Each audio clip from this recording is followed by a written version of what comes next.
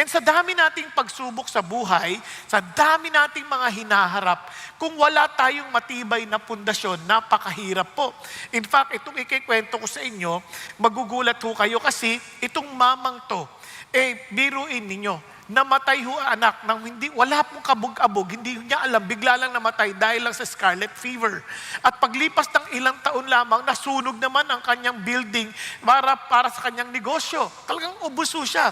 So, nung siya po ay dahil pupunta sila sa England para makinig ho sa isang mensahe, sabi sa pamilya niya, mauna na kayo habang aasukusuhin ko yung problema dito sa Chicago. Alam niyo po ba ang nangyari?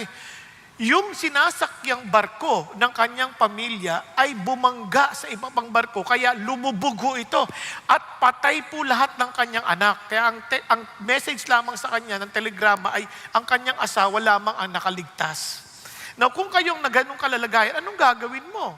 And alam po ninyo, nung siya po'y naglalakbay na sa karagatan, at nung panahon na yun, naku po, ang lungkot-lungkot po niya at sinabi ng kapitan, dito yung naganap, yung banggaan ng mga barko kung saan namatay ang iyong mga anak. At marahil kilala niyo po siya po si Horatio Spafford.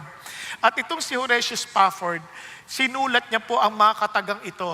Sabi niya, when peace like a river attendeth my way, when sorrows like sea billows roll, whatever my light thou hast taught me to say, it is well with my soul.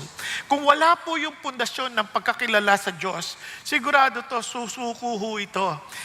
Isipin niyo po mabuti noong mga pagkakataon na yon, nakayanan niya ho yan Kanya lang, eventually, there are some who were saying na ang kanyang buhay po ay hindi naging tapat sa bandang dulo when it comes to his faith in the Lord. Bakit?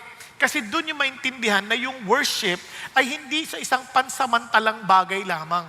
Ito po ay dapat nagtitibay hanggang dulo. Kaya nga sabi na, when the storms come, na pag dumating na yan, when the rain comes, when the wind blew, ang makikita ho ninyo, yung tama yung pundasyon, hindi yung masisira yung pinakabahay. Nakukuha.